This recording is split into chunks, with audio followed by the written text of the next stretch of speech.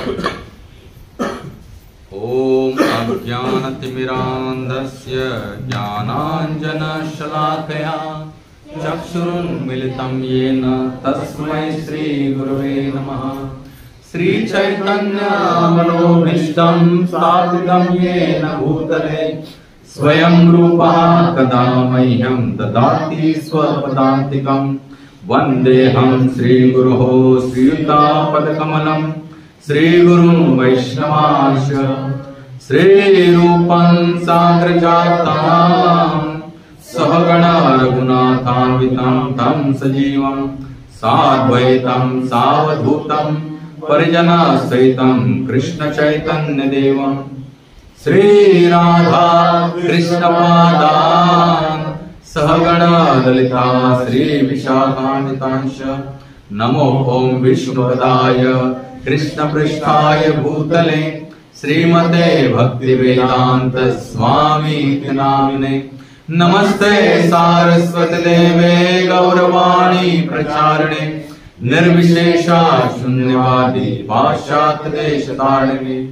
वाञ्छाकल्पतरुभ्यश्च कृपा सिन्धुभ्येव च पतितानां पावनेभ्यो वैष्णवेभ्यो नमो नमः। नमो महावदन्याय कृष्ण प्रेम प्रदायते कृष्णाय कृष्ण चैतन्य नाम्ने गौरद्विषे नमः। पंचतत्वात्मकं कृष्णं भक्तरूप स्वरूपकं भक्तावतारं भक्ताख्यं नमामि भक्तशक्तिकम्। हे कृष्णा करुणा सिंधो दीनबंधो जगत्पते गोपेश गोपिकाकांत राधाकांत नमोस्तुते। तप्त कांचन गौरांगी राधे वृंदावनेश्वरी वृषभानुसुते देवी प्रणमामि हरिप्रिये। जय श्री कृष्ण चैतन्य प्रभु नित्यानंद श्री अद्वैत गदाधर श्रीवासदि गौर भक्तवृंद।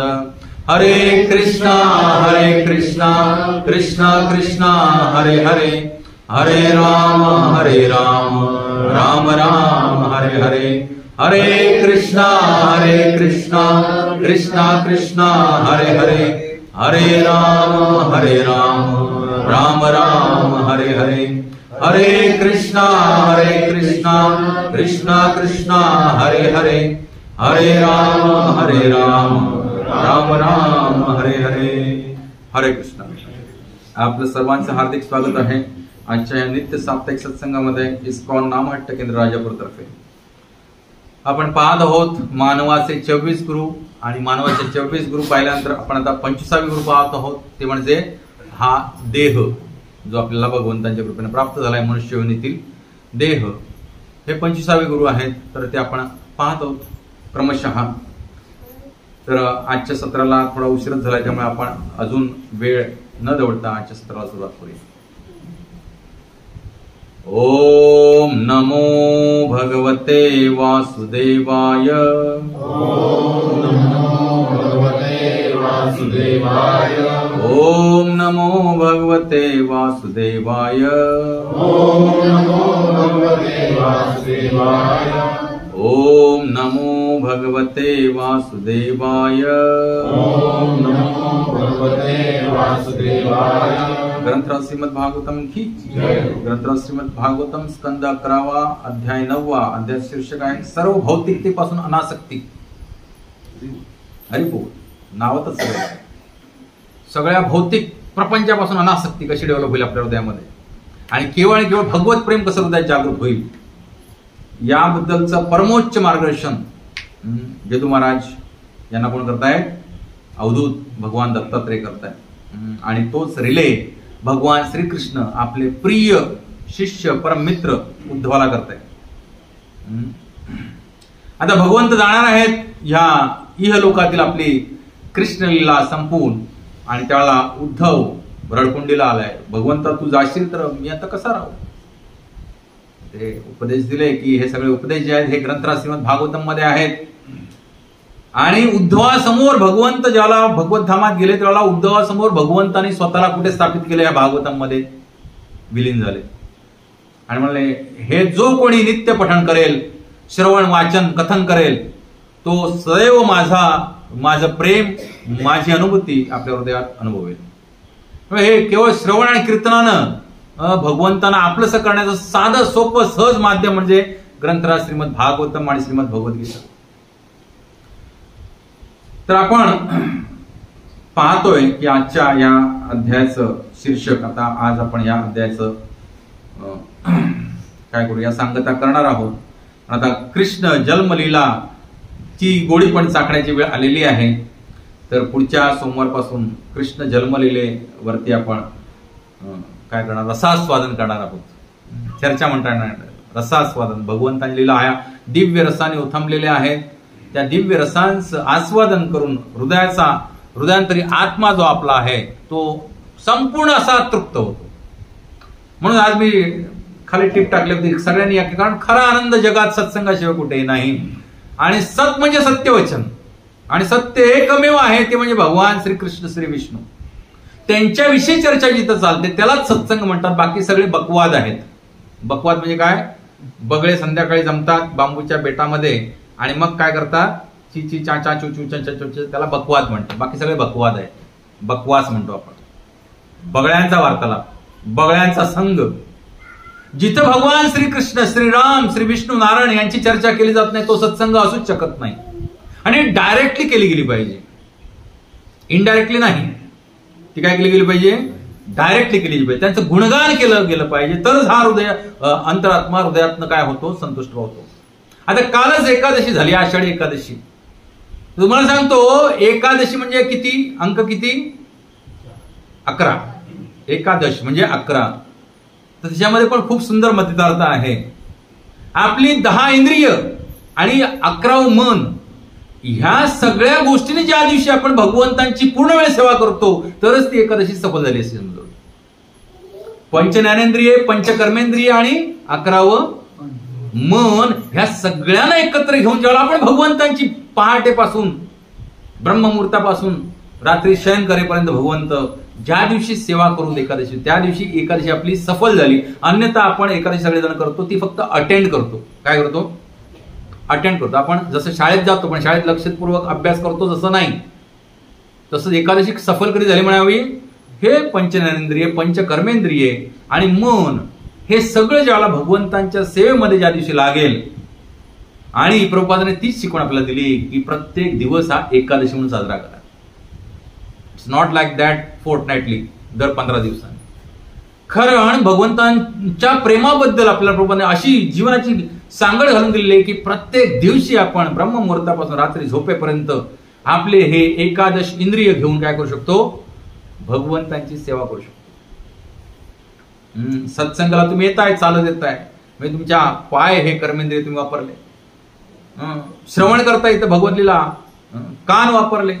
भगवंत दर्शन घेताय, भक्तांचा अंगसंग करताय, त्वचा, नेत्र हे अंग वापरले. बरोबर की नाही. सुंदर भगवंतांना अर्पण केले पुष्प, भगवंतांना अर्पण केला महाप्रसाद चाकताय, नासिका आणि जिव्हा हे इंद्रिय वापरले. कीर्तन करताय, जिभेचं दुसरं काम आहे, एक स्वाद घेणे आणि एक बोलणे. हाताने प्रसाद ग्रहण करताय, टाळी वाजवताय, करताल वाजवताय, हात वर करून नृत्य करताय. बघा, देहाचं प्रत्येक अंग जे आहे या एकादश इंद्रियांपैकी, हे प्रत्येक इंद्रिय ज्या दिवशी आपण पूर्णपणे वापरू त्या दिवशी प्रत्येक दिवशी काय असेल आपल्या जीवनात एकादशी. आणि एकादशी सारखं भगवंतांना प्रिय दुसरं कोणतंच. म्हणून शास्त्रामध्ये सांगितले पद्मपुराण, विष्णोर एकादशी गीता तुलसी विप्र धिनवा, असार दुर्ग संसारे षटपदी मुक्तिदायिनी. ह्या 6 गोष्टी आहेत ज्या मुक्ती प्रदान करणाऱ्या आहेत. काय, विष्णोर एकादशी गीता, भगवान श्री विष्णूंचं भजन, त्यांना प्रिय असलेली एकादशी, त्यांनी सांगितलेली गीता, तुलसी म्हणजे तुळशी महाराणी तिची सेवा, विप्र म्हणजे ब्राह्मणांची सेवा, वैष्णवांची सेवा, आणि धेनवा म्हणजे गाय, गायची सेवा. ह्या 6 गोष्टी माणसाला ह्या भौतिक जंजाळातनं काय करू शकतील, मुक्त करू शकतील. दुसरं कोणते माध्यम नाहीये. तुम्ही कुठे किती सुख शोधण्याचा प्रयत्न करा, दुसरं कोणतेही माध्यम नाहीये. तुमची गाडी पुन्हा तिथंच येणार. पुन्हा पुन्हा जन्म, पुन्हा पुन्हा मृत्यू, पुन्हा पुन्हा जननेंद्रिय आणि जठराची भूक शमवण्यासाठी आपण सतत भरडले जाणार आहोत. आणि तेच आज आपण इथं अभ्यासणार आहोत आजच्या ह्या देहरूपी गुरुच्या माध्यमातून. मागच्या सत्रामध्ये आपण अभ्यासलं होतं. कोणकोणते मागच्या सत्रामध्ये देहरूपी आपण चर्चा केली होती थोडीफार. त्या सत्राला कोण कोण होते देहाच्या? हात वर करा मोठा. हरे कृष्ण. बाकीच्यांनी अभ्यासात जाऊन आपल्या युट्यूब चॅनलवरती मानवाचे 24 गुरु या फोल्डरवरती आता जवळजवळ हे 31वे प्रवचन आहे. कितवं? आणि इतर गावात झाली ती 2-3 धरून जवळजवळ 35 प्रवचनं झालीत ह्या सिरीजवरती. ही सगळी प्रवचन अभ्यासा, रोज अभ्यासा. कारण ही प्रवचन आहेत, हे काय मी माझे बोल नाही बोलत आहे, मला अधिकारच नाहीये. गुरु महाराज परवा श्रवण करतो, गुरु महाराज सांगत होते की बस आपल्या गुरूंना हृदयात धारण करावं, प्रभूंना धारण करावं, धर्मशास्त्र नीतिशास्त्र हृदयात धारण करावी आणि भगवंतांच्याच कृपेनं ते काय करावे, त्याचं पुनरुच्चारण करावं. दॅट इज प्रवचन. प्रभूंनी सांगलेली वचनं जशीच्या तशी रिपीट करणे आपल्याला त्याच्यामध्ये जोडण्याचा अधिकार आहे ना कापण्याचा अधिकार आहे. हा एक वेळा तुम्ही काय विस्मृत केलात म्हणून ओमिट करू शकता, पण यू कॅनॉट ऍड. आपली मतं आतमध्ये ऍड करण्याचा आपल्याला अधिकार नाही. म्हणून जसं आहे तसं प्रभुपादांनी आपल्या पूर्ण जगताला भगवद्गीता जशी आहे तशी दिली. तर आजच्या श्लोकाला जाण्यापूर्वी मागच्या सत्रामध्ये आपण जे काय पाहिलं त्याचं थोडीशी पार्श्वभूमी अभ्यास. आतमध्ये सारखं जरा सगळे मंडळी, भक्त मंडळी. हरे कृष्णा कृष्णा कृष्णा हरे हरे, हरे राम राम राम हरे हरे. तर दत्तात्रय भगवान सांगतायत हा भौतिक देह सुद्धा माझा गुरु आहे, कारण तो मला वैराग्य शिकवितो. तो जन्म मरणाच्या अधीन असल्यामुळे त्याचा अंत सदैव क्लेशदायकच असतो. माझ्या देहाद्वारे ज्ञानप्राप्ती होणार असली तरी माझा देह इतरांद्वारे भक्षीला जाणार आहे हे मी सदैव स्मरणात ठेवतो. या प्रकारे त्याच्यापासून अलिप्त राहूनच मी या विश्वात भ्रमण करीत राहतो. हा देह कसा गुरु आहे सांगतायत आपल्याला. या देहामुळेच आपल्याला काय येतं, अल्टिमेट वैराग्य येतं. मग तुम्ही सत्संगी असा किंवा सत्संगी नसा काय बिघडत नाही, पूर्ण भौतिकतेनं लतपत असा काय बिघडत नाही. हा देह तुम्हाला शिकवतो की हा देह काय आहे, एक ना एक दिवस मरणार आहे, हे प्रत्येकाला शिकवतो. आणि म्हणूनच त्याला काय होतं, प्राप्त वैराग्य येतं जीवनामध्ये कधी ना कधी. दलित गात्र झाला तरी काय, इकडे आहे बरोबर, तुमची सीट आहे रिझर्व, तर त्याला वैराग्य येतं. त्यामुळे हे वैराग्य शिकवण्याचं काम कोण करतो, हा देह करतो. भले तरुणपणे आपले इंद्रिय किती उच्छृंखल असली, पळत असली सैरावेरा, तरी म्हातारपणे हा देह गलित गात्र झाल्यानंतर आपल्याला काठी लागते, कोणाचा तरी आधार लागतो, कोणतरी केअरटेकर लागतं. आणि तेव्हा कळतं आपल्याला की का मी जन्म घेतला आणि का मी इथं ह्या खस्ता खातोय. Why I am suffering here so much. So many doctors, nurses, staff, hospitals, everything they are there for what, to serve the human kind, to get relief from diseases. This is म्हणजे at is म्हणतो ना आपण, आरामदायक. आणि त्याच्या पुढे D लावला की काय, जे आरामदायक नाही ती स्थिती. डिस इज म्हणजे आजार. आ वाचून आजार. तर हा जो भौतिक देह सुद्धा माझा गुरु आहे, कारण तो मला वैराग्य शिकवतो. प्रत्येक क्षणाक्षणाला आपला वैराग्य शिकवतो तो. प्रत्येक क्षणाला वैराग्य शिकवतो. आपल्याला कळून चुकतं की ह्या इथं काहीच माझं चालणार नाही, एक ना एक दिवस मला पण जावं लागणार आहे. बरोबर नाही. हिरण्यकश्यपाला पण माहित होतं, कंसाला पण माहित होतं, सांख्य राक्षस सगळ्यात मोठे ज्यांना मारण्याने भगवंताने यावं लागलं, त्यांना पण हे सांख्य माहित होता, त्यांना पण माहित होतं हे सगळं. पण आजकालच्या कलियुगातल्या प्रोडक्शनला माहित, आणि म्हणून ते दुःखी आहेत. तुम्ही काल सांगत होता जे बाबा भेटले ते त्या दिव्य स्तरावरती आहेत, ज्या स्तरावरती प्रभुपादांनी प्रत्येकाला घेऊन जाण्याची शपथ घेतलेली आहे. आणि म्हणूनच तुम्ही लोक आज दिव्यानंद हृदयात कुठेतरी अनुभवताय, चाकताय.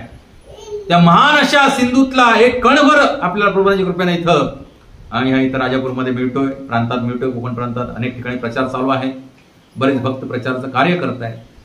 पण हे गोष्ट अशी आहे, हे प्रेमानं वाटण्याची गोष्ट आहे. कशानं? प्रेमानं. नाही तर त्याचा परिणाम होत नाही, नाही तर परिणाम होत नाही त्याचा. हे प्रेमानं वाटण्याची गोष्ट आहे.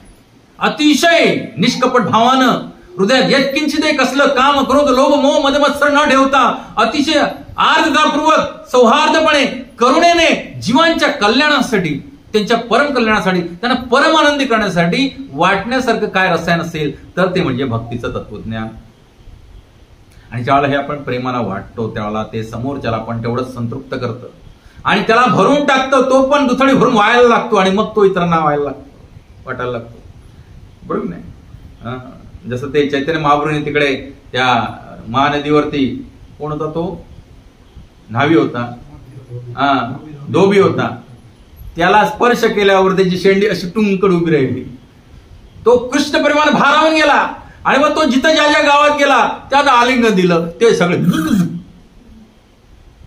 हरे कृष्णा कृष्णा कृष्णा हरे हरे, हरे राम राम राम हरे हरे. चैतन्य महाप्रभू साक्षात भगवंत होते, त्यामुळे त्यांच्यामध्ये एवढी पोटेन्सी होती आणि त्याने पूर्ण विश्वभर काय करून टाकलं, कृष्णमय करून टाकलं. असे ज्याला आलिंगन द्यायचे, तो जाऊन ज्याला आलिंगन द्यायचा तो कृष्ण भावना भावित होऊन जायचा.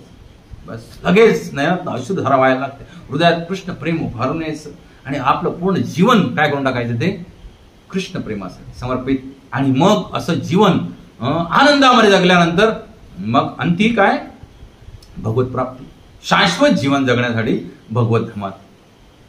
असं मी माझ्या काल पत्नीला म्हणतो की सध्या काही थोडीफार भक्तामध्ये इकडे तिकडे अनबन चाललेली आहे, पण म्हटलं आपण सगळेजण तिथे गोलोकमध्ये एकत्र भेटूत असं प्रार्थना करूया आपण, आणि आम्हाला पण हे सगळे भक्त घेऊन जातील सोबत, बरोबर की नाही. कारण सगळे भक्ती मार्ग स्वीकारलाय सगळ्यांनी आणि भगवंतना काळजी आहे सगळ्यांची.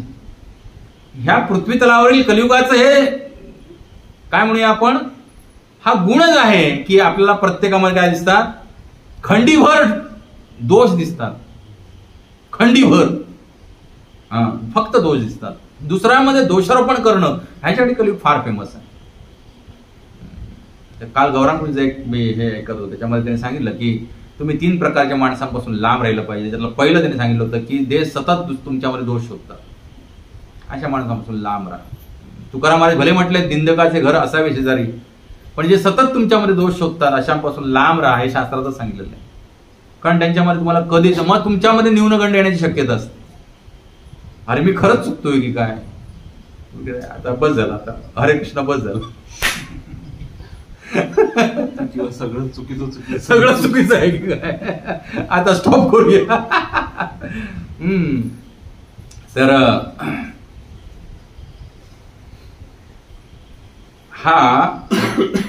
कारण हा देह जन्म मृत्यूच्या अधीन आहे.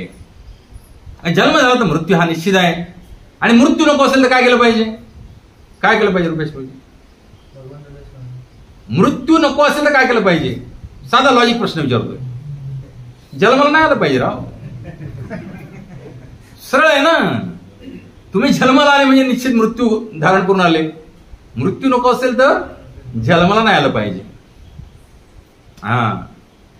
मग असं काहीतरी शास्त्र रसायन शोधलं पाहिजे आपल्याला ना, जन्माला द्यायचं नाही परत. ते गोष्ट म्हणजे मोक्ष प्राप्ती. पुन्हा जन्माला नको ह्या भौतिक जगतामध्ये, जन्मच नको. तो किती इथं सुंदर सोहळा असला तरी असू दे, तो क्षणिक आहे, क्षणभंगूर आहे. हा भगवत भक्तीला जो लागलाय हृदयापासून, भजनानंदी झालाय, कीर्तनानंदी झालाय, गोष्टीनंदी झालाय, तीर्थानंदी झालाय, त्याच्यासाठी काय प्रत्येक क्षण हा सोहळा आहे. तो त्याला कुठे टाका, प्रल्हाद महाराजांसारखं उकळत्या तेलाच्या कडेत टाका, कडेलोट करा, हत्तीच्या पायी द्या, काही करा, विष प्राशन करा, अग्नीमध्ये झोकून द्या, तो सदैव जपत राहणार. हरे कृष्णा कृष्णा कृष्णा हरे हरे, हरे राम राम राम हरे हरे. तर हा देह जन्म मरण्याच्या अधीन आहे, मूर्ख माणसाला पण कळतं, आणि त्यामुळे त्याला वैराग्य येतं थोडंफार. आणि अंत सदैव क्लेशदायक बघतो आपण घरामध्ये. जशी पिढी जन्माला येते, वाढते, तसं तसं घरातलं काही लोक गळायला पण लागतात, आणि त्यांचा अंत भयानक असतो. कोणाला कॅन्सर होतो, कोणाला हार्ट अटॅक येतो, कोणाला लकवा मारतो, कोणाला डायबिटीस होतो, पाय कुसतो, बरोबर नाही. अजून कसले कसले आजार होतात, महाभयानक. वेळ लागतं, हा केवढा मोठा आजार आहे. तो दिव्यानंदात असतो, पण बाकी सगळी दुनिया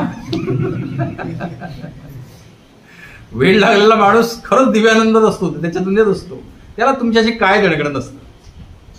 तसंच आपण दिव्यानंदामध्ये राहिलं पाहिजे. कुठच्या, कृष्ण प्रेमाच्या दिव्यानं वेळ बनलं पाहिजे आपण. हे दुनिया आपल्याला पागल बोलली पाहिजे. हे तो बघ हरे कृष्णाला पागल असतात हे लोक, असं बोललं पाहिजे. मग तुम्ही सार्थक झालं तुमचं जीवन. तुम्हाला येता जाताना लोकांनी अशी बोट रंगली, कौन केस आहे ह्याचं काय होऊ शकत नाही. डॉक्टर राम मिस्त्रीच्या नादाला लागलाय तो राजापूर झाल्यानंतर, ह्याचं काय होऊ शकत नाही. कॉल केस आहे असं म्हटलं पाहिजे लोकांनी. एवढं तुम्ही भावानं भजन केलं पाहिजे. आणि कालच मी सांगितलं, आषाढ एकादशी नंतर पुढचे मोठे उत्सव नाही आहेत. का नाही आहेत? कारण स्थानबद्ध होऊन काय करायचंय, जास्तीत जास्त शास्त्राचं वाचन करायचंय, सत्संग करायचं आणि भजन करायचंय. त्यामुळे या चातुर्मासात आपण सगळ्यांनी प्रतिज्ञा करूया की आपण जोरदार काय करणार, स्वाध्याय करणार आणि साधना करणार आणि स्वास्थ्य पण सांभाळणार. त्रिसूत्री आहे, स्वास्थ्य, स्वाध्याय, साधना. आपलं स्वास्थ्य सांभाळणार, साधना करणार जोरदार आणि स्वाध्याय अध्ययन करणार गीता भागवतांचं. बरोबर नाही? तर माझ्या देहाद्वारे ज्ञान प्राप्ती होणार असली तरी माझा देह इतरांद्वारे भक्षीला जाणार आहे, हे मी सदैव स्मरणात ठेवतो. भले मला ज्ञान प्राप्ती होते, विवेकी ज्ञान, परमोच्च भगवत प्राप्तीचं ज्ञान मला केवळ केवळ मनुष्यविधीच प्राप्त होते. बघा, लोक सांगतात परिवाराची आसक्ती सोडून द्या, परिवाराची आसक्ती सोडून द्या, परिवाराची आसक्ती सोडून द्या. अरे परिवाराची आसक्ती बाजूला ठेवा, पहिली देहावरची आसक्ती सोडून द्या. बरेच लोक जे आहेत परिवाराची आसक्ती सोडून कुठच्या तरी मठ मंदिरात जाऊन काय करतात, संन्यास घेतात. आणि तिथं गेल्यानंतर पुन्हा ह्या देहाचं कसं संन्यास का, इकडे प्रपंच करावा लागतो ना. तिकडे जाऊन कसं मस्त ऐटीत खायचं प्यायचं झोपायचं, पायात मोजे घालून. अरे देहासक्ती कितीही, ज्या भगवत प्राप्तीसाठी तू परिवार सोडलायस आणि त्या परिवाराला सोडून आज तू मंदिरात आलायस आणि मंदिरामध्ये मोजे घालून मिरवतोयस का, देहाला त्रास होऊ नये म्हणून. आम्ही लहानपणी, आम्ही गरीब गावातनं आलो, लहानपणी आम्ही मोजे एकाच क्षणी बघायचो.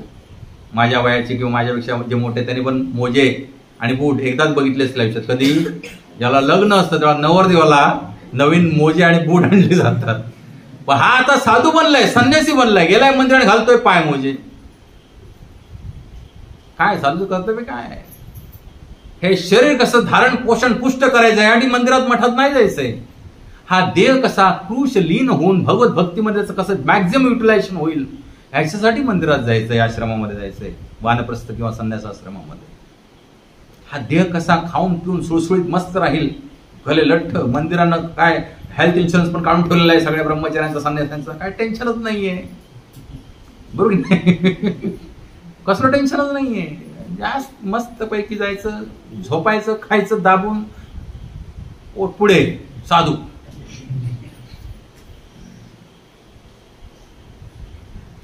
भगवत भक्तीमध्ये तल्लीन होण्यासाठी हे आश्रम आहेत. आणि तिथं देहावरती कधी आसक्ती असता कामा नये ना. कुठच्याही आश्रममध्ये देहावरती आसक्ती असताच कामा नये. म्हणून अवधूत भगवंत सांगतायत की विचरामी असंग. हा भले जरी माझा गुरु असला तरी ह्या गुरुचा मी संग जास्त करत नाही.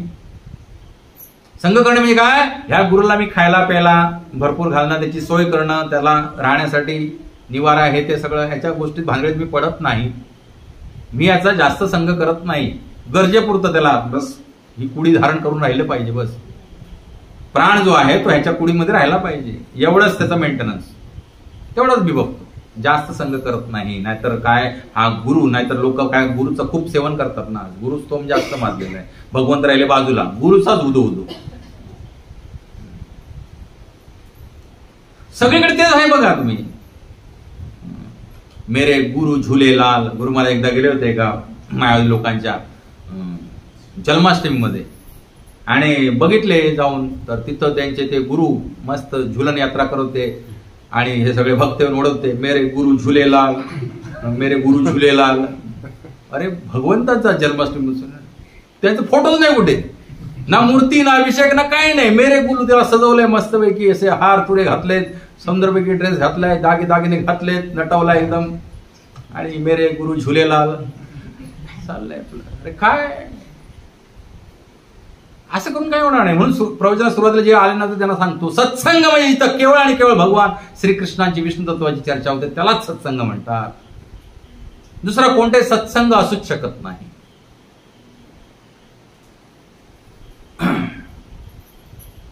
हा देह जो आहे हा कावळ्या कुत्र्या लांडग्यांनी भक्षला जाणार आहे, किडाकृमींनी. त्याच्यावरती काय आसक्ती ठेवायची, त्याचा संग जास्त करायचा, त्याचे काय म्हणूया आपण चोचले जास्त पुरवायचे नाहीत. तो मागणार भरपूर काही खायला प्यायला भोगायला नाही. आध्यात्मिक तत्व रसायन कळल्यानंतर हा देहाचं युटिलायझेशन आपण जास्तीत जास्त भक्तीसाठी करून घेऊ. आपण बघा, आपण सुद्धा म्हणतो आम्ही आता वैष्णव झालो. अहो काय वैष्णव झालो? 24 तासातले किती तास आपण भगवंतासाठी देतो? मग मी एकादशीचं फोड करून सांगितली. एकादशी म्हणजे 24 तास तुम्ही काय करणं, एकादश इंद्रिय भगवंताच्या सेवेमध्ये लावणं, दॅट इज एकादशी. पण आपण बघा, आज आपण भक्ती मार्गामध्ये दीक्षित शिक्षित आहोत, पण किती वेळ आपण देतोय भगवत भक्तीसाठी? 1 तास 2 तास मॅक्झिमम. 22 तास तर आपल्यासाठीच चाललंय सगळा प्रपंच. तो कशासाठी चाललाय ते पुढे येते. खूप सुंदर आहे, ऐका. मी माझ्या मंत्र रिपीट करा. जायात्मजार्थ पशुभृत्य गृहाप्त वर्गान. खूप अवघड आहे, ठीक आहे.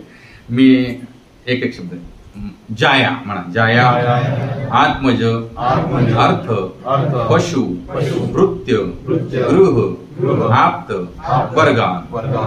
जायात्मजार्थ पशुभृत्य गृहाप्त वर्गान. पुष्णात यत्प्रिय चिकीर्षया वितन्वन्. पुष्णात यत्प्रिय चिकीर्षया वितन्वन्. स्वान्ते सकृश्रम अवरुद्ध धन सदेह. स्वान्ते सकृश्रम अवरुद्ध धन सदेह. सृष्ट्वास्य बीजम अवसीदति वृक्षधर्म. ठीक आहे, खूप अवघड आहे. तर जाया पत्नी, आत्मज अपत्ये, अर्थ धन पैसा, पशु भृत्य सेवक, गृह घर, आप्त मित्र बांधव, वर्गान या सर्व श्रेणी. उष्णाती पोषण करतो. यत देहाला प्रिय चिकीर्षया सुख देण्यासाठी. वितन्वन विस्तार. स्व अंते मृत्यूसमयी. सकृच्छम संघर्षाने. अवरुद्ध धनहा धन. सहा हा देहा देह. सृष्ट्वा निर्माण करून. अस्य जीवाचे. बीजम बीज. अवसीदती पतित होऊन नष्ट होतो. वृक्ष धर्म हा स्वभावानुसार. जायात्मजार्थ पशुभृत्य गृहाप्त वर्गान. पुष्णात यत्प्रिय चिकीर्षया वितन्वन्. स्वान्ते सकृश्यम अवरुद्ध धनः सदेह. सृष्ट्वास्य बीजम अवसीदति वृक्षधर्म. खूप सुंदर डेप्थ मध्ये याच्यामध्ये ज्ञान आहे. प्रत्येक गृहस्थाश्रमीला अतिशय इंजेक्शन देणारं असं हे तत्वज्ञान आहे. पेन किलर नाही, पेन देणारी. काय सांगितलंय? यत प्रिय चिकीर्षया वितन्वन्. हे सर्व तो स्वतःच्या देहसुखासाठी करत असतो. काय? यत प्रिय देहाला प्रिय चिकीर्षया म्हणजे सुख देण्यासाठी. वितन्वन् विस्तार करतो ह्या सगळ्या गोष्टीचा. कोण? जीवात्मा जो मनुष्य योनीमध्ये आलेला आहे. सगळ्यात पहिल्या नंबरला आहे जाया. म्हणजे कोण? पत्नी. मला सांगा, तुम्ही लग्न करायचं असंच, बायकोची सेवा करायची, तिला आनंद द्यायचा म्हणून पत्नी केली का? केले का शिवकुमार गणेशपूरजी? बायकोला आनंद द्यायचा की तुमची सेवा करून घेण्यासाठी कोणतरी पाहिजे तुम्हाला बिनपगारी आयुष्यभर. Caretaker, best caretaker without any salary. ह्या देहाला आनंद देण्यासाठी आपण सगळ्यात पहिलं कोणाला आणलं? पत्नीला. कारण देहाला आनंद देण्यासाठी अनेक गोष्टींची आवश्यकता आहे. त्याला खायला प्यायला भेटलं पाहिजे वेळेवर. वयात आला, नोकरी लागली, पहिली आई सांगते बाबा लगीन कर. कशासाठी? हाल होतात माझ्या बाबल्याचे. बाबला इकडे तिकडे राहतोय, बॅचलर, खायचे प्यायचे वांदे होत आहे, लगीन कर आणि स्थिरस्थावर हो. हा कुठे? ह्या मायेच्या भौतिक गर्तेमध्ये, अनंत कोटी नरकामध्ये काय हो? स्थानापन्न हो. तथास्तु. माया पण तेच देवी तेच बघते. कसा हा काय करतो, जाया आणतो. कारण जाया आणली की मग कायमचं इकडे स्थिरस्थावर तो झाला. लक्षात ना. कशासाठी आणतोय, कोणत्याही परमार्थ करण्यासाठी आणत नाहीये. To enjoy his body and senses. सगळ्यात पहिली गोष्ट म्हणजे पत्नी आणतो. मग मैथून सुख आलं, गृह सुख आलं, तिच्याबरोबर एकांतातले वार्तालाप आले, तिची सेवा घेण्याला पत्नी पाय दाबते, मालिश करते, या सगळ्या सेवा आपण घेतोय. घरात आल्याला पाणी आणून देते, चाय कॉफी जे काय लागेल ते. उठ बस नुसती अशी. कुठे टॉवेल टाकला उचलून ठेवते, घडी घालून ठेवते. घर कसं तुम्ही गेल्यानंतर अवंगाळ असतं, आल्यानंतर सुंदर असतं. कोण करते, बिनपगारी. पगार द्यावा लागत नाही. स्वतःच्या इंद्रिय सुखासाठी आपण आणली कोण, पत्नी. आणि मग तिथून सुरुवात झाली. मग जायानंतर पुढचा शब्द आहे सुंदर आत्मज. म्हणजे कोण, त्या पत्नीपासून उत्पन्न होणारे आपले जे पुत्र पुत्री, आत्मज. मग चालू झाला प्रपंच बिचारायचा. मग काय, ANC राहिली, गरोदर राहिली, डॉक्टर, डिलिव्हरी, सिझेरियन, बारस, मग काय अजून सोहळे, बर्थडे, मग स्कूलिंग, मग डिग्र्या, मग नोकरी शोधा. शिवार विका, नोकरी सरकारी पाहिजे, कारण त्याला परत जाय भेटली पाहिजे ना चांगली. या हरे कृष्ण. आता इकडे भरपूर जागा आहे, त्याला परत जागा. तुम्ही आतमध्ये सरका, गॅप ठेवू नका मध्ये, सरका आतमध्ये. हरे कृष्णा कृष्णा कृष्णा हरे हरे, हरे राम राम राम हरे हरे. काय पांडुरंग आवडते ना, व्हेरी गुड. हे शिकून गेलं आयुष्यात कधीच दुःखी होणार नाही. हा, मग काय होऊ दे, मैंने प्यार किया होऊ दे, नाही तर सोडून गेली तरी चालू दे, काय बिघडत नाही. लक्षात ना. बरेच युवक प्रेमामध्ये आंधळे होऊन आत्महत्या करतात. त्यांनी ही प्रवचन ऐकलीच पाहिजे. हे जीवाला क्लेश देण्यातला सगळ्यात मोठी पहिली पायरी म्हणजे काय, लग्न.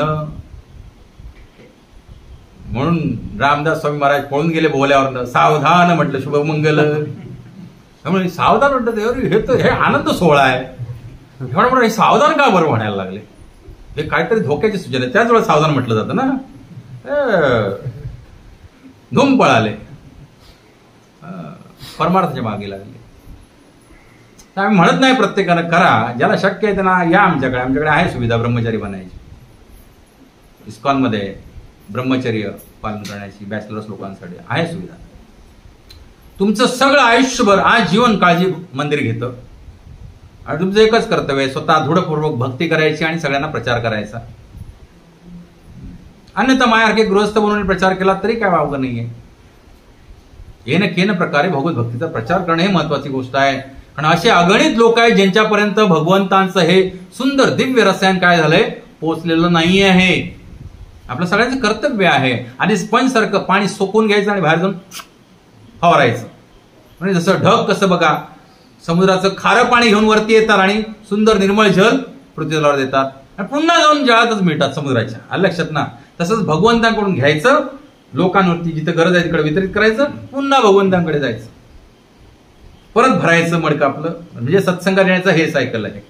सत्संगात येणं म्हणजे काय, या महा भक्तिरसामृत सिंधूमध्ये यायचंय, डुबकी मारायची, आपले ढग भरून घ्यायचे, जायचंय, वितरित करायचे, परत येऊन डुबकी मारायची. आता भांड तुम्ही बाहेर राहिले ना, रिकामी होतं. मग तुम्हाला यायची वाट पण सापडणार नाही. ढगच जर रिकामी झालं तर पृथ्वीवर बरसणार कसा, आणि पृथ्वीवर बरसला नाही तर समुद्राला जाऊन मिळणार कसा. त्यामुळे जे जे सत्संगापासून लांब राहतात ना, आपल्यामध्ये पण काही उदाहरण आहेत, ते पुन्हा परत येऊ शकत नाहीत. फार फार मत कठीण होऊन जातं सत्संगापासून लांब राहिल्यानंतर पुन्हा सत्संगात येणं. कारण त्यांच्या ढगातलं पाणी काय गेलं, आटून गेलं, शुष्क झाले, विरून गेले. हवा जिकडे नेईल इंद्रियांची, दश इंद्रियांची हवा जिकडे पळवेल तिकडे पळतील ते. आता उधाण आलेलं, वारू कानात जसं घुसतं वासराच्या वारं, शेपटीवरती करून पळत येते. तसं ज्यांनी सत्संगाला यायचं बंद केलं, त्यांच्या ढगातलं पाणी आटलं, त्यांना परत सत्संगाला आणलं, म्हणजे ते भगवंतालाच कृपा करावी लागेल. आपल्या बसची बात नाही बाबा. आम्ही काय सांगायचा प्रयत्न करतो, या रे या रे या रे या रे. आलं लक्षात? आपलं जलद म्हणतात त्याला, जलद ढगाला काय नाव आहे? जलद, कारण तो जल घेऊन चालतो. तसं आपलं कर्तव्य आहे मनुष्यमध्ये सदैव आपलं हृदय ओथंबून भरलेलं पाहिजे भक्ती रसानं, भगवंतांच्या दिव्य प्रेमानं भगवंतानंच घेऊन आपण सगळे फिरलं पाहिजे. मग कशाला या भौतिक जगतातली दुःख आपल्याला भेडसावणार आहे? हिंमत नाही त्यांच्यामुळे टच करायची तुम्हाला. ह्या भौतिक जगातले कोणतेही दुःख तुम्हाला टच करू शकत नाही. काल प्रभूंचा 1,10,000चा मोबाईल गेला रथयात्रेमध्ये, काहीच नाही वाटलं त्यांना. मागे वळले, हरे कृष्ण जय जगन्नाथ. तुमचा गेला असता तर, नागेश तुझा 1,10,000 मोबाईल गेला असतं, काय वाटलं असतं? हृदयात भरपूर वाटलं असतं ना पीडा. ह्यांना का नाही वाटली? कारण हे मागचे जवळजवळ 10 वर्ष आता भक्ती करतायत. त्यांना जीवनाचं खरं ह्या भौतिक जगताचं स्वरूप कळून चुकलंय की इथली प्रत्येक गोष्ट मला काय एक ना एक दिवस सोडून जाणार, किंवा मी तरी त्याला सोडून जाणार आहे. दोघांपैकी एकच होऊ शकतो. Whatever there the things are, either you will leave those things or those things will leave you. दुसरं काही गती नाहीये. त्यामुळे कशावरती आसक्ती ठेवण्यात काय अर्थच नाहीये. परंतु इथं ह्या भौतिक जीवनामध्ये ह्या देहासक्त रूपी योनीमध्ये ज्या आत्मा येतो, जो सच्चिदानंद रूपी आहे, तो स्वतःचं खरं स्वरूप विसरून स्वतःला काय समजतो? हा भौतिक देह समजतो. आणि भौतिक देहाला कसं सुखी ठेवता येईल? तर इंद्रिय सुखी ठेवली पाहिजेत. मग सगळ्यात पहिली पत्नी, त्याचं मी अजून जास्त विश्लेषण करत नाही. मग तिच्यापासून उत्पन्न झालेली आत्मज म्हणजे पुत्र पौत्रादी जे काय, आणि मग प्रपंच वाढला. मग बघा पुढे एक सुंदर शब्द आहे. मग आता ह्या सगळ्यांना सांभाळण्यासाठी काय कमवलं पाहिजे? धन. कोणाला? त्या देहधारी आत्म्याला, ज्यानं पुरुष देह धारण केलेला आहे. धन कमवलं पाहिजे. अर्थ कमवला पाहिजे. मग काय पाहिजे? ह्या सगळ्यांची चाकरी करण्यासाठी त्याला पशु पाहिजेत. कशासाठी पाहिजे पशु? 3 गोष्टीसाठी पाहिजे पशु. एक पहिलं दूध देण्यासाठी, दुसरं एनर्जी सोर्स. पशु हे काय आहेत? एनर्जी सोर्स आहेत. त्यांना धरून आपण काय करतो? शेती करतो ना. आणि तिसरं दळणवळणाचं साधन. आज सुद्धा आपण पशु बाळगले, पण ते निर्जीव पशु बाळगले.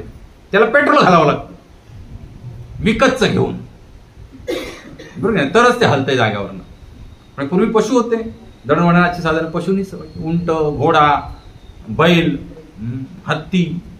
फारच कोण नवलखी असेल श्रीमंत तर हत्ती ठेवायचा, अंबारीवरती बसून जायचा राजा.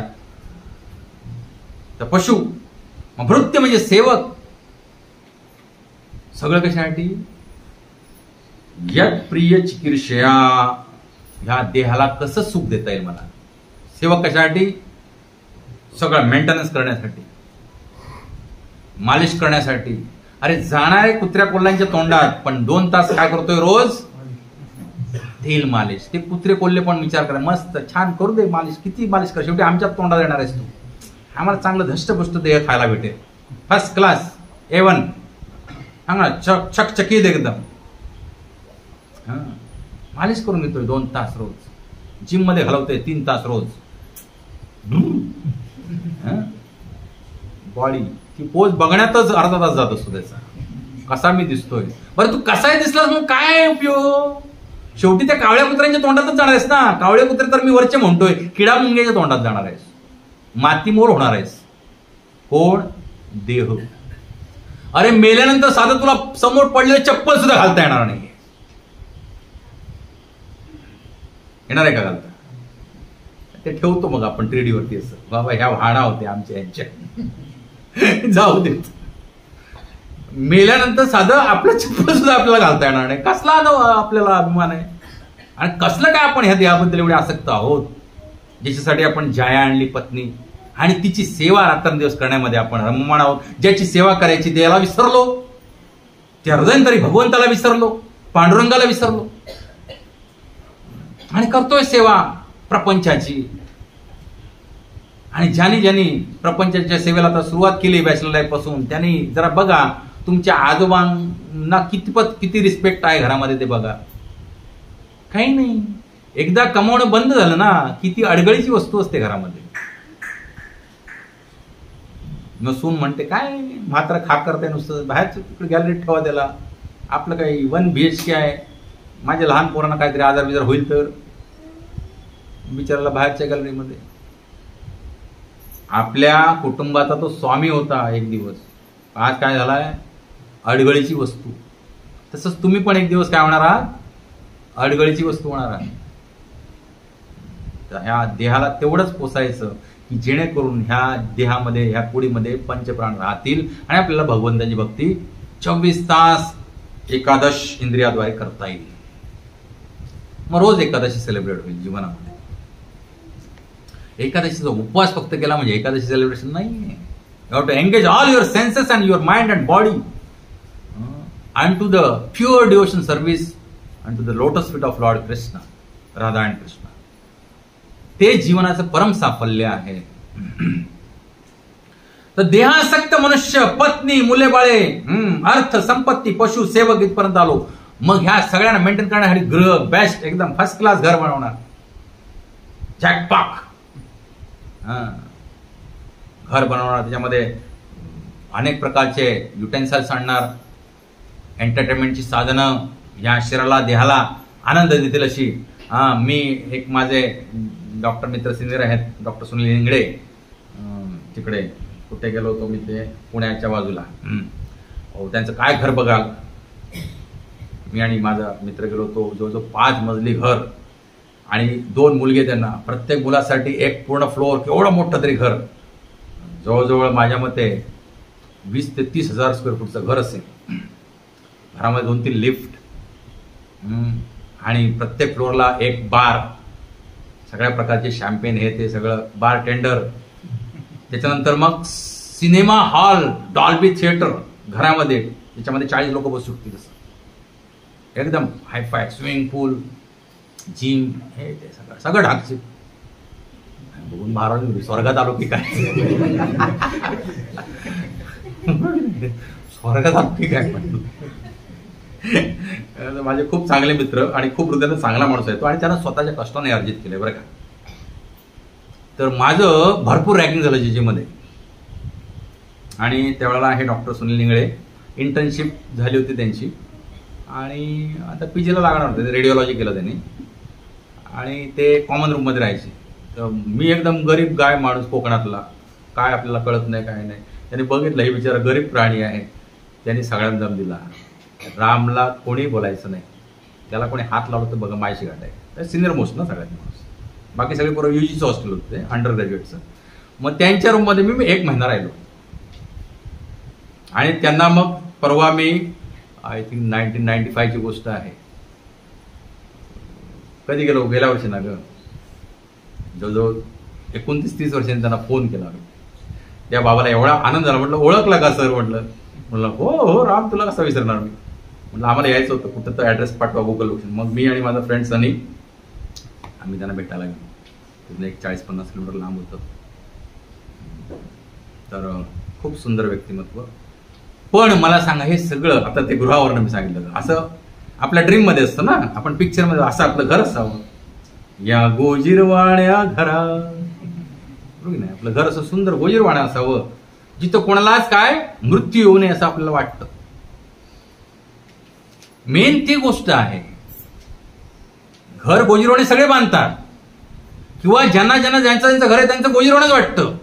पण त्याच्यामध्ये काय असतं इच्छा, की ह्या माझ्या घरात कोणी माझा आप्त सुखी काय आजारी पडू नये, मृत्युमुखी पडू नये, मला सोडून जाऊ नये. फार वेदना असतात हो, महाभयानक वेदना असतात. आपले जेव्हा आप्तेष्ट आपल्याला एक एक करून सोडून जातात, ते पचवणं एवढं सोपं नाहीये. एक साधी प्रेयसी सोडून गेली तर आई बापाला विसरून हा आत्महत्या करतोय किंवा नाशिडी बनतोय, जीवन बर्बाद करून टाकतोय, वेडा होतोय. म्हणजे एका कुटुंबामध्ये जर तुम्हाला सारखी जर तुमच्या कुटुंबातली मंडळी सोडून जायला लागली, कुठे जातात ते माहित नाही, आपण सगळ्यांना लिहितो स्वर्गवासी, कैलासवासी, ते झालेले असतात नरकवासी ऍक्च्युली. आपण काय स्वर्गवासी.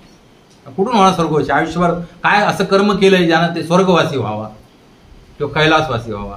नाही, त्याच्यासाठी भक्ती करावी लागेल ना.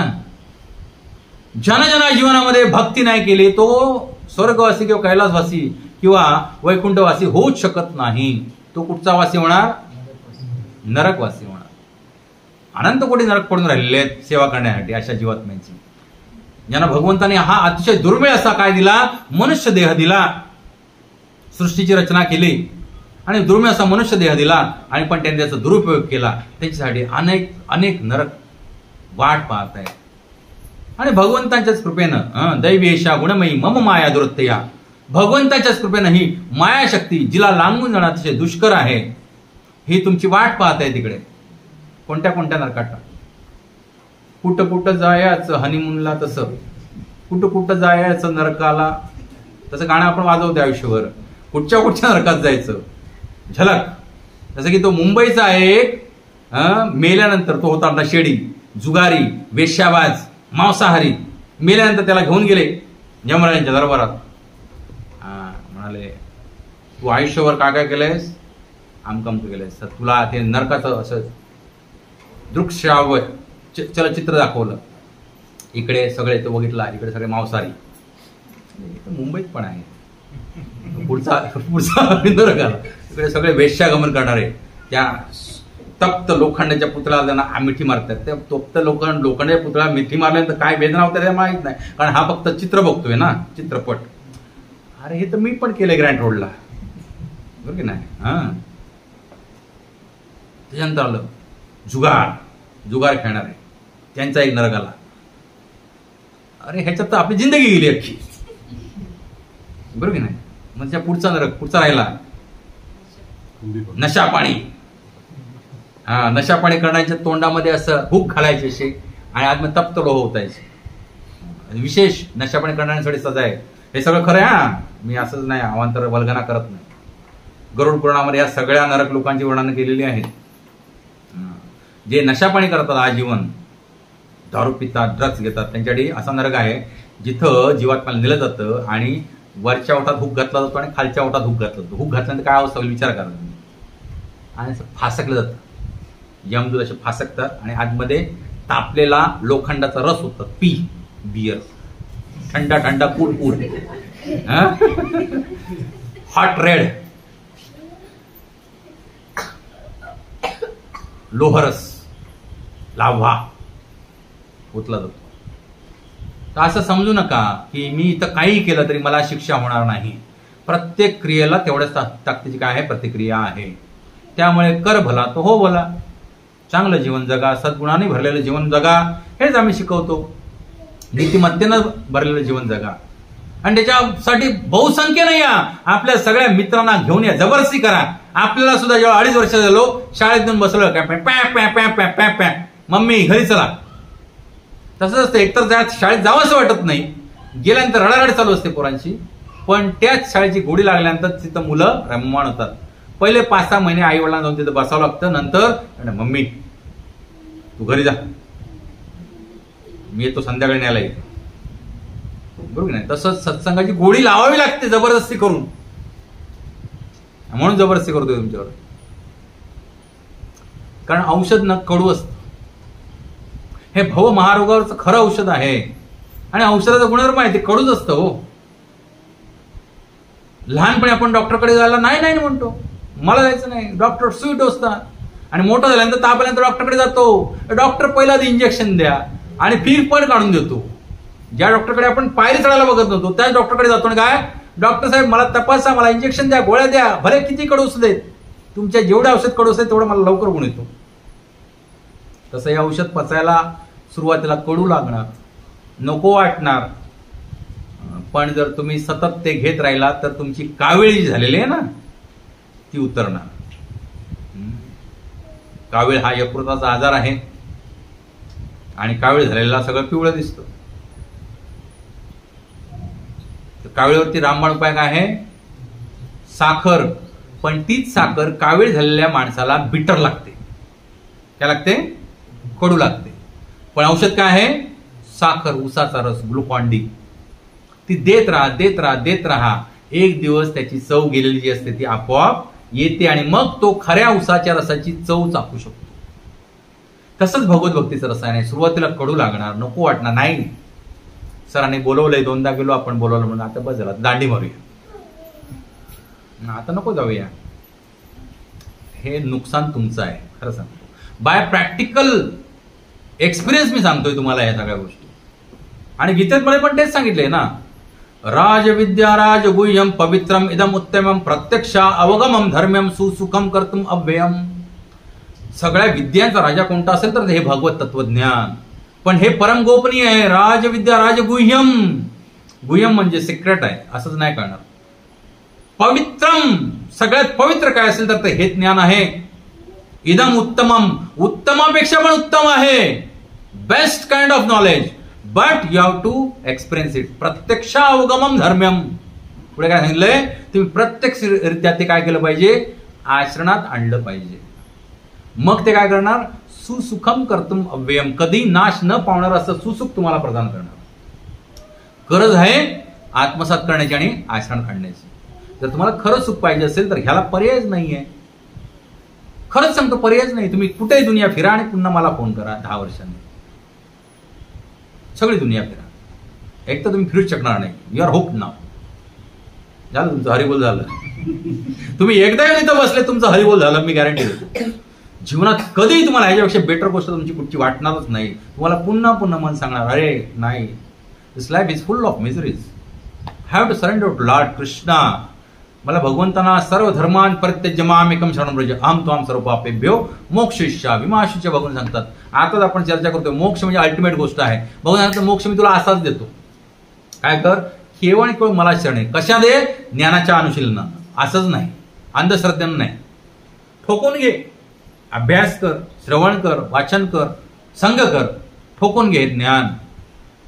तुझ्या सगळ्या कसोटीवरती पारखून घे. कुठं फेल झालं तर सांग, होणारच नाही फेल. कारण इथं ह्या शास्त्रामध्ये may be, let's, suppose, if and buts नाहीच आहे. अनादि अनंत काळापासून सांगितलंय की तू देह नसून आत्मा आहेस, तर तू देह नसून आत्माच आहेस.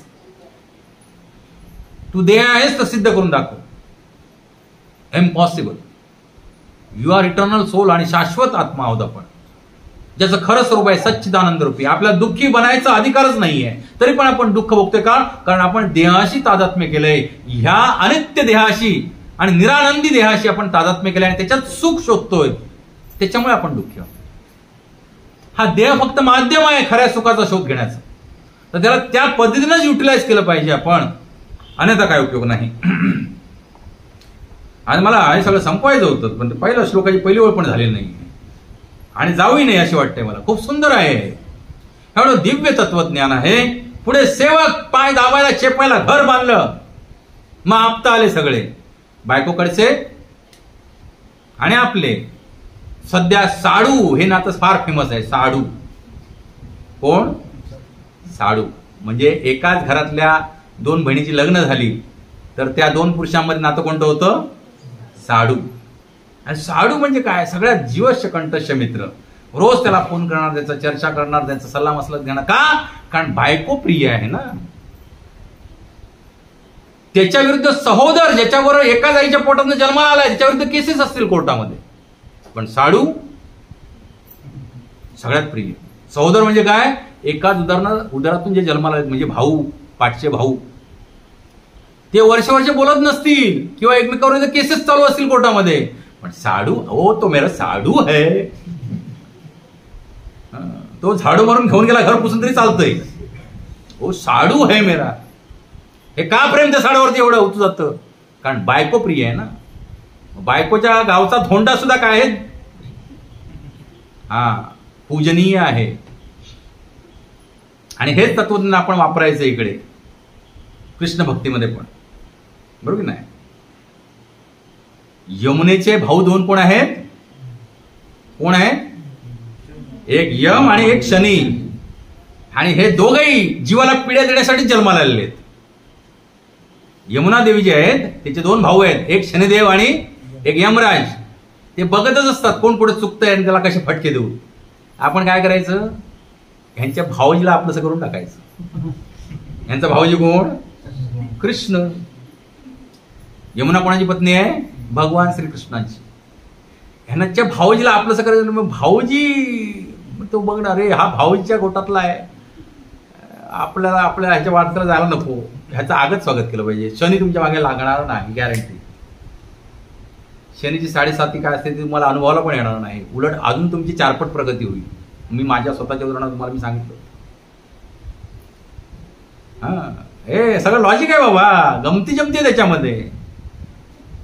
कारण हे बायकोशी रिलेटेड मधले सगळे नाते होते फार प्रिय असतात. आणि कृष्ण पण बघणार, म्हणणार हे मेवणा आहेस, मेवण्यासारखा राहा, पंगा घ्यायचा नाही. असं आहे. यमुना देवी सांगणार त्यांना हात लावायचा नाही. माझे आहेत ते सगळे, माझ्या पतीचे भक्त आहेत. भगवान श्रीकृष्ण भक्त होण्यामध्ये खूप आनंद आहे आणि फायदा पण आहे. शनिदेव आणि यमराजाची वक्रदृष्टी तुमच्यावर हटली की मग काय, एव्हरीथिंग इज युअर्स. भगवंत सांगतात जो कोणी माझा आला त्याला मी सर्वस्व देऊन टाकतो. सर्व सगळ्या आनंदाचे कंद कोण असलेले भगवंत आहेत. मग आनंदाचं काय उदाहरणच ना आपल्या जीवनामध्ये. कशाला दुःख राहील तिथे? जिथं आनंदाचं उदाहरण आहे तिथे दुःख कशाला राहील? नाही राहू शकत.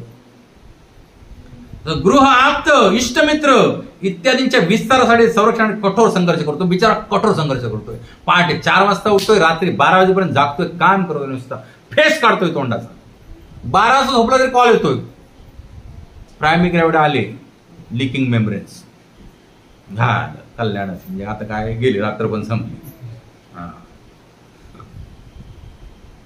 काय नाही, झोप नाही, काय नाही, काय नाही, काबाड कष्ट करतोय रात्रंदिवस. कशासाठी? ह्याच्या विस्तारासाठी. कुठून सुरुवात झाली? जाया, आत्मज, पशु, धन, गृह, इष्टमित्र, आप्त, सगळं काय ह्याचा विस्तार रोज करण्यासाठी मरतोय, रात्रंदिवस खपतोय. आणि खपत 50 झाला. 50 झाल्यानंतर सेलिब्रेट करतोय 50th birthday. Happy birthday to you. सगळं कुटुंब येतं, एकत्र येतं. त्याला वाटतंय माझी 50 झाली, अजून 50 वर्ष मी जगणारच आहे. काय म्हणतोय? आता तर कुठे मी 50 झालोय, अजून 50 वर्ष आहे, 50 वर्ष मी अजून जगणार आहे. हा देव क्षणभंगूर आहे, याचं लवलेश मात्र त्याच्या डोक्यात येत नाही. पुढच्या क्षणी गचका येईल. गचका म्हणजे हार्ट अटॅक, कोल्हापुरी नाही. आणि एखादा ह्याच्यातनं तरुण 100 गेला तर म्हणतो आहा शतक मारलं मी. मारून काय केलंस? शतक मारून काय केलंस? जे करायचं होतं ते नाही केलंस. मनुष्य जीवन केवळ आणि केवळ भगवत भक्तीसाठी. हे सर्व तो स्वतःच्या देह सुखासाठीच करीत असतो. केवळ आणि केवळ ह्या देहाला सुख. आणि ह्या देहाला सुख देऊन काय होणार आहे? त्याला तेल चोपडून, सुवर्ण अलंकार घालून, वस्त्र अलंकार घालून, सुगंधित सेंट पेंट. आजकालचे साधू जे असतात, आश्रमामध्ये राहतात, स्नान केल्यानंतर पहिलं तिलक लावायच्या आधी सेंट पेंट मारतात. तेल मालिश फर्स्ट क्लास, सुगंधित तेल, पुष्टीवर्धनम, बालयोगी, आस्था चॅनल, सगळे बालयोगी. असं मस्त असं चापून असं तेल बिल लावलेलं असतं सुगंधित, मस्त मेकअप बिकअप केलेलं असतं फर्स्ट क्लास. तिलक हे अलंकार आहे. कंठीमाळा हा अलंकार आहे. मात्याने इच्छा झाली कंठीमाळा घालायची, लगेच 1-2 प्रवचन ऐकल्यानंतर कंठीमाळा घालायची इच्छा झाली, तुळशीमाळा. ठीक आहे, it's a process. Now you have entered in the first स्टँडर्डला पण नाही. आता तुम्ही काय आपण म्हणतो ते बडबड गीत वगैरे शिकवतात ते ज्युनियर KG वगैरे नर्सरीमध्ये आहेत. ठीक आहे, सगळं होणार, पण इथं टिकून राहणं महत्वाचं आहे. आमचा अनुभव फार आहे दांडगा. मागची 30 वर्ष मी प्रचार करतोय. बरेच लोक येतात, अट्रॅक्ट होतात, चुपकन चमकतात आणि विजून जातात, पुन्हा कधी उगवतच नाहीत. मग इथं तोच तरुण जाईल जो ह्या इथं टिकून राहिला आहे भक्तिगंगेमध्ये. या सगळं काही तुमचं आहे, भगवंतच तुमचे आहेत, पण इथं टिकून राहा. तुम्हाला मला माझे जे शिक्षक गुरु गौरांग प्रभू, तुम्हाला सगळ्यांना माहिती असेल, गौरांग प्रभू फार फेमस व्यक्तिमत्व आहे. IIT ते जे गुगलचे CEO आहेत त्यांचा मित्र आहेत ते, बॅचमेट. काय नाव त्याचं गुगलच्या CEOचं? पिचे आहे ना, त्याचं बॅचमेट आहे. तो एकदा गेट टुगेदरला भेटला. गौरांग प्रभू एवढं टकाटक मस्त, एकदम तेज पुंज, एकदम वलय कसं वेगळंच. तुम्हाला अरे मी गुगलचा मालक आहे, CEO, पण तू एवढा कसा काय प्रतिभावान दिसतोय, टकटकी. तो म्हणतो you are serving G, that is Google, that gives only stress and stress and stress, and I am serving G only, but that is God which gives me bliss and bliss and bliss. एक वाक्यात तुकडा पाडून टाकला. मायेची सेवा करून कोणी bliss म्हणजे दिव्यानंद अनुभवू शकत नाही. तुम्हाला भगवंतांचीच सेवा करावी लागेल. आणि त्या सेवेमध्ये सेवा करताना सुद्धा दिव्यानंद आहे. तर पुढे सांगतात बघा, हे भयानक आहे देह आसक्ती, कधीच नाही करायला पाहिजे. कारण वृक्ष धर्म, हा देह काय करतो? वृक्ष धर्म फॉलो करतो. वृक्ष बघा, एखादा वृक्ष वाढतो, मोठा होतो, त्याला फळ फुलं लागतात आणि हजारो लाखो बीज उत्पन्न करून मग तो जंजर होऊन कंकाल होऊन मरतो. पण ते मरताना त्यानं काय केलेले असतात? लाखो बीज उत्पन्न केलेले असतात, त्यांच्या रूपाने त्याला पुन्हा जन्म मिळतो. तसा हा देह अतिशय पीडा आणि क्लेश देणार आहे. कारण ह्या देहामध्ये जोपर्यंत आपण आहोत, जेवढी काय आपण कर्म करणार आहोत, तेवढी आपण कर्म फलरूप बीज काय रोपण करणार आहोत. म्हणून वृक्ष धर्म म्हटलंय त्याला. बीजम अवसिदती, अवसिद म्हणजे पतित होऊन नष्ट होतो. बीज टाकतो कर्माची आणि मग खंगतो आणि नष्ट होतो. पण पुन्हा आत्म्याला काय धारण करावा लागतो? ह्या कर्मामुळे देह धारण करावा लागतो. बरं, ह्या देहाचं पोषण करण्याला आत्म्या सगळ्या पिढ्या आत्म्याला जो तुम्हाला नाही, आम्ही देहाद्वारे सगळं धन कमवतो. अहो, देहाद्वारे तुम्ही काय कमवणार? मेल्यानंतर मग सांगितलं तसं साधी खाली पडली चप्पल घालू शकत नाही आपण. आत्मा ह्या सगळ्या पीडा भोगत असतो. हा सगळा तणाव कोण भोगत असतो? आत्मा भोगत असतो. देहाला काय फरक पडलेला नाहीये, तो मृतच आहे. कारण मृत गोष्टींपासून बनलेला आहे, पंचमहाभूतांपासून. आत्मा ह्या सगळ्या पीडा भोगत असतो. बिझनेसचं टेन्शन, नोकरीचं टेन्शन, प्रॉपर्टी मेंटेनन्सचं टेन्शन, प्रपंच मेंटेनन्सचं टेन्शन, घरात पैसा आलाय की नाही त्याचं टेन्शन, असला तर टिकवायचा कसा त्याचं टेन्शन, टिकला तर वाढवायचा कसा त्याचं टेन्शन, इन्कम टॅक्स असं वाचायचं टेन्शन, आणि रोज रोटी खायला मिळेल 2 वेळा की नाही ह्याचं टेन्शन. कोणाला नाहीये? सगळ्यांना आहे. अहो, हे सगळं टेन्शन कोण भोगतोय? गरज नसताना अंतरात्मा भोगतोय. गरज नाहीये. कुठच्याही तर योनीमध्ये अशा प्रकारचं टेन्शन कोणालाही नाहीये. आणि आपण गरज नसताना हे सगळे टेन्शन भोगतोय. आणि हे आत्म्याला क्लेशदायक आहे सगळं. आणि म्हणूनच आपण निरानंदी आहोत, दुःखी आहोत, कष्टी आहोत. कारण आपण नको त्या गोष्टींच्या मागे लागलोय, नको त्याची आपण सेवा करतोय, म्हणून आपण दुःखी कष्टी आहोत. तर वृक्ष ज्याप्रमाणे भविष्यातील वृक्षाचे बीज उत्पन्न करून नष्ट होतो, त्याप्रमाणे मर्त्य देह संचित कर्माच्या रूपात दुसऱ्या देहाची बीजे उत्पन्न करून नष्ट होतो. अशा रीतीने हा जड देह भौतिक अस्तित्वाची निश्चिती होताच पतन होऊन मृत्यू पावतो. बघा किती नालायक आहे तो देह. कधी मृत्यू पावतो? पुढच्या देहाची निश्चिती झाल्यानंतर देहत्याग होतो. बरं, हा देहत्याग करायची पण कोणाला इच्छा नसते. हा देह आजारी पडला की लगेच सांगतात, चला चला डॉक्टरकडे चला, काही करून याला वाचवायचंय. जो देहासक्त मनुष्य आहे ना, त्याला इच्छा नसते अजिबात की हा देह सोडावा. तो म्हणतो काही करा, सगळा बँक बॅलन्स पैसा सगळा खाली करा, पण मला हा देह पाहिजे म्हणजे पाहिजे. आजच एक माझे पेशंट आले होते गेल्या वर्षीचे, 1 वर्षानं आले ते. तर त्यांचे वडील गेल्या वर्षी ऍक्सिडेंटमध्ये त्यांना ब्रेन हेमरेज झालं. रत्नागिरीमध्ये ब्रेनचं क्लॉट वगैरे काढले. त्याच्यानंतर ते कोमामध्ये होते. 11 दिवसांनी मुंबईला शिफ्ट केले. रत्नागिरीत 9 लाख रुपये बिल झालं, मुंबईला 20 लाख रुपये बिल झालं.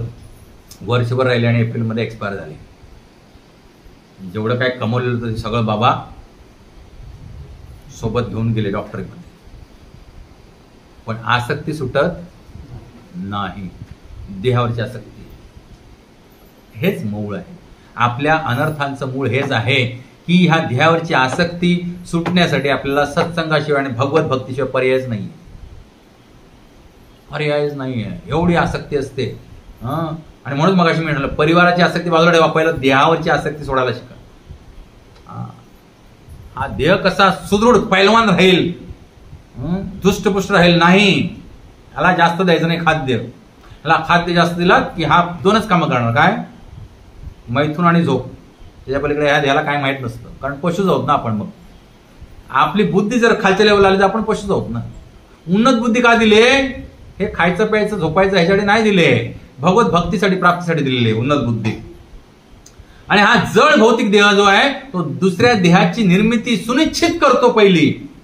आणि एकाने अनंत, एकाच लाईफ टाइम मध्ये तुम्ही कितीतरी देह सुनिश्चित करता. जेवढे तुम्ही मांसाहार केले ते प्रत्येकाला तुम्ही वचन दिलंय की पुढच्या जन्मी मी असा बनणार, तुम्हाला मारून खा. पुढच्या जन्मी मी कोंबडी बनणार, तुम्हाला मारून खा. पुढच्या जन्मी बकरा बनणार तुम्हाला मारून खा. जेवढे जे मांसाहार केले तेवढं सगळ्यांना वचन दिलेत, आणि जेवढे शाकाहारामध्ये तृणधान्य खाल्ले त्यांना पण वचन दिलेत, पुढच्या जन्मात मी भात बनणार तुम्हाला मारून खा, उकळून खा. हे कधी शृंखला तुटणार आहे? ज्यावेळेस तुम्ही अकर्म म्हणजे काय, भगवान श्रीकृष्णांना प्रसन्न करण्यासाठी केलं जाणारं कर्म, त्याला अकर्म म्हणतात. हे काय हे ज्यावेळेस शिकाल त्यावेळेस तुम्ही ह्या प्रपंचाच्या शृंखलेतनं बाहेर पडाल, तोपर्यंत नाही.